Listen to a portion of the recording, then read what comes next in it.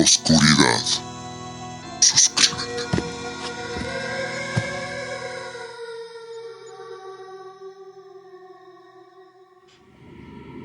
Queridos suscriptores y futuros suscriptores de Caminando en la Oscuridad, además de darles la bienvenida a este episodio, también quiero darles las gracias por acompañarnos ya en 4 temporadas. Hoy concluye la 4ª y hoy les voy a ofrecer una historia a cual más escalofriante sobre el hallazgo de unos niños en un lugar muy oscuro. Suscríbanse al canal y a nuestra cuenta en Spotify. Muchas gracias. El ser en el pozo. ¿Qué harías si un día tus hijos llegan a tu casa y te enseñan lo que encontraron los niños de esta historia al final de la misma? El relato de este video inicia con la pareja formada por Emilia y Fausto. Ella tenía 2 hijos de su matrimonio anterior y él era un hombre violento. Con suma frecuencia solía pegarle a Emilia y generalmente al final de este ataque también se desquitaba con los hijos de esta.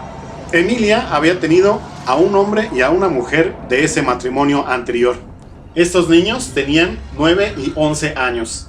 Emilia, sabiendo de la proclividad de Fausto hacia la violencia, trataba de evitar que sus hijos salieran afectados y entonces, cada vez que se acercaba la hora en la cual él regresaba a casa, enviaba a sus hijos afuera de la casa. Eso sí, siempre les advertía que no se acercaran a un bosque que estaba cerca de ahí. En una ocasión, ambos niños no lograron salir a tiempo y Fausto les dio un par de golpes antes de que ellos pudieran salir corriendo. Salieron de casa enojados y llorando, y debido a esto, decidieron desobedecer a su mamá y se adentraron en el bosque. Ya estando ahí, ambos se sentían mejor, tanto del dolor de los golpes recibidos como anímicamente. Aunque su mamá les había explicado en una ocasión que requería de la presencia de Fausto en la familia debido a cuestiones financieras, ambos niños le insistían a su mamá que ya lo sacara de sus vidas. Caminando por el bosque y ya con noche cerrada, de pronto la niña tropezó con algo y cayó al pasto. Se levantó y ambos vieron que se trataba de una pequeña barda, la cual primero interpretaron como una construcción incompleta. Al acercarse y apenas iluminados por la luz de la luna, se dieron cuenta que era la boca de un pozo profundo. Pudieron ver claramente cómo una cadena entraba por el pozo y llegaba, supusieron, hasta abajo. Por curiosidad, ambos jalaron la cadena y después de varios segundos encontraron una cubeta en el otro extremo. La sacaron, la pusieron sobre la superficie y el niño metió la mano para encontrar un pedazo de papel. En ese papel decía: "Tengo hambre". Esta nota llenó de emoción a los niños, quienes supusieron habían encontrado a alguien dentro del pozo. Echaron a correr a casa, entraron a la cocina, tomaron 2 pedazos de pan y volvieron a salir. Ni su mamá ni Fausto se percataron de esto. Al regresar al pozo encontraron ahí la cubeta, a la cual le echaron los 2 pedazos de pan y nuevamente la bajaron hasta el fondo. Esperaron unos minutos, volvieron a jalar la cadena y cuando la cubeta estuvo en sus manos, vieron algo que los dejó perplejos. Al fondo de la misma había una moneda de oro. A partir de esa experiencia, la llegada de Fausto a la casa a diario se convirtió en el momento más alegre de los niños. La rutina se repetía, la mamá les pedía que salieran, ellos iban al bosque, llegaban al pozo y alimentaban a ese ser, para después recibir una moneda de oro. La personalidad amargada y violenta de Fausto le hizo sospechar de la actitud de los niños, ya que no estaba acostumbrado a verlos felices.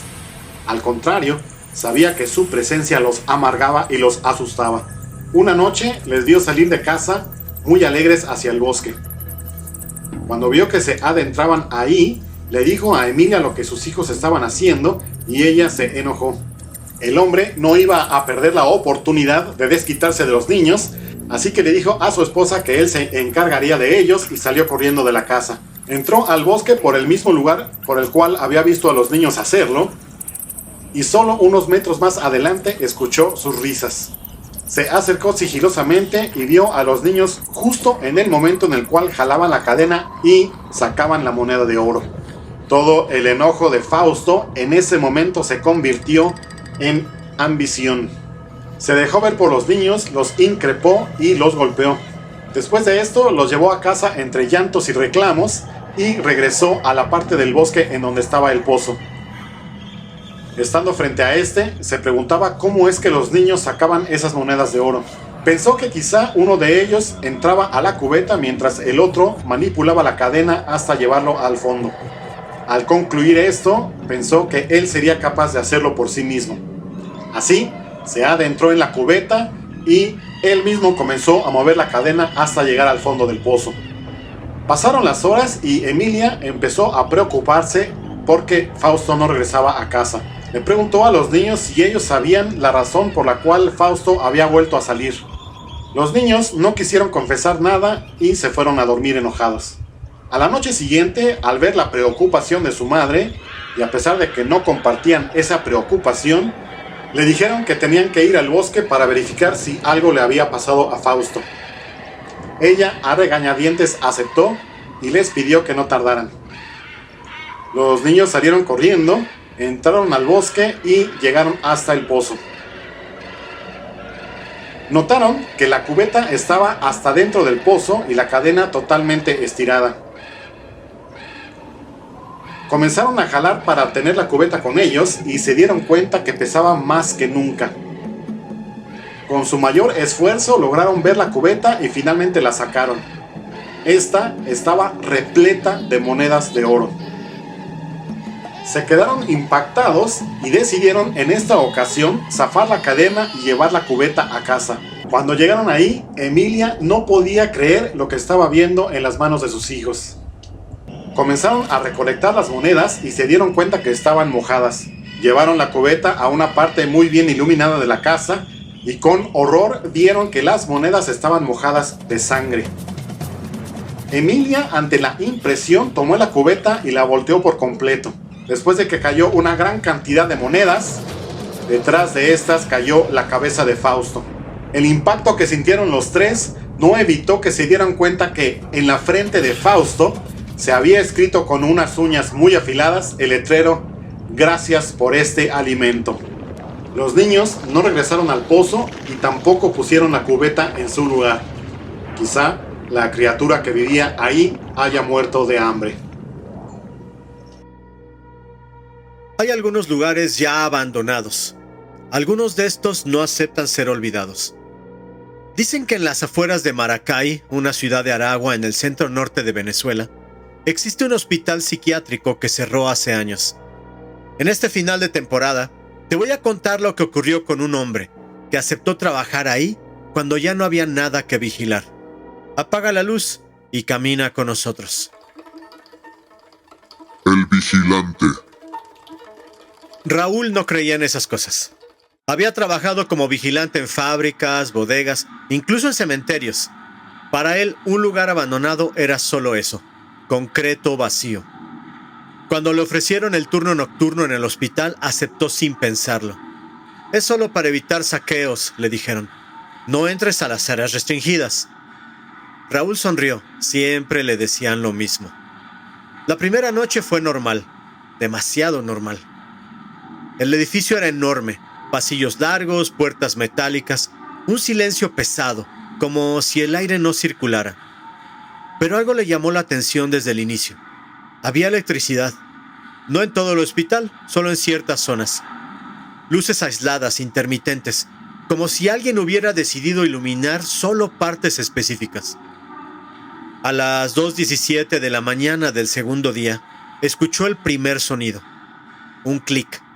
Seco, mecánico. Venía del ala norte. Raúl tomó su linterna y caminó hacia el pasillo. Mientras avanzaba, el sonido se repitió. Clic, clic. Como si alguien presionara un botón. Llegó a una puerta entreabierta.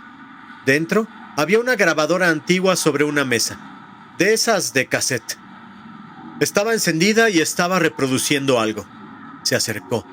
La cinta estaba desgastada, pero la voz era clara. Por favor, sáquenme de aquí. No estoy loco. Por favor. Raúl frunció el ceño. ¿Una broma? Detuvo la grabadora.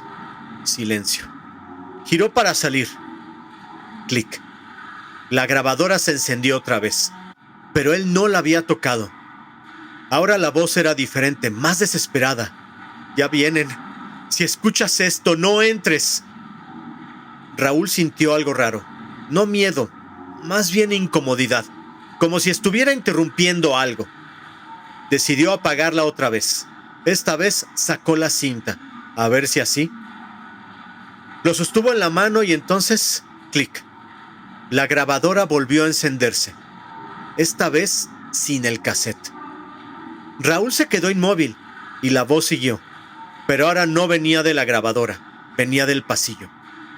No te vayas. Sus pasos resonaron lentos detrás de él. No corrió. Eso fue lo peor, caminó, porque algo en su cabeza le decía que no había peligro, que solo era alguien. Salió al pasillo, oscuro, vacío, pero al fondo una luz parpadeaba y una puerta estaba abierta. Entró. Era una sala de observación. Había una cama, sujetadores y en la pared un espejo. Raúl se acercó y entonces lo vio. En el reflejo había alguien sentado en la cama detrás de él. Se giró de golpe. Nada. La cama estaba vacía. Respiró hondo. Ya estuvo. Se dio la vuelta para salir, pero al mirar de nuevo el espejo, allí estaba otra vez, ese hombre, mirándolo. Y entonces habló, pero no abrió la boca. ¿Tú sí puedes salir?, le preguntó. Raúl retrocedió. ¿Qué quieres? El reflejo sonrió. Tu turno está por empezar. Las luces parpadearon. Raúl sintió por primera vez cómo el terror lo invadía. Quiso salir, pero chocó con algo. Era el espejo. Se dio cuenta de que estaba al otro lado y no había salida. A la mañana siguiente encontraron la linterna de Raúl en el pasillo, encendida, apuntando hacia una grabadora, reproduciendo un nuevo cassette. La voz era clara, era reciente. Por favor, sáquenme de aquí, no estoy loco. Y al final, un susurro apenas audible. Soy el vigilante. Hay quien dice que ese hospital fue demolido, otros que sigue ahí, esperando. Porque hay lugares que no necesitan estar abiertos para seguir funcionando. Y si alguna vez escuchas una voz pidiendo ayuda en la oscuridad, piénsalo 2 veces antes de responder. ¿Estás seguro de que quieres que te escuchen? Y así termina este episodio. Pero no solo es el final de nuestras historias de hoy. Es el final de un camino que hemos recorrido juntos, paso a paso, sombra a sombra, miedo a miedo. Esta ha sido la 4ª temporada de Caminando en la Oscuridad, donde descubrimos que el verdadero horror no siempre está en lo que vemos, aunque creamos que ya terminó. Si has llegado hasta aquí es porque no huiste, escuchaste. Y en algún momento sentiste que algo también te escuchaba a ti. Pero esto no termina aquí, porque la oscuridad no desaparece. Nosotros regresaremos muy pronto, con nuevas historias y nuevos horrores. Caminando en la Oscuridad volverá en su 5ª temporada, y cuando lo haga, esperamos encontrarte otra vez, si te atreves. Todos los derechos reservados, Naucalpan 2026.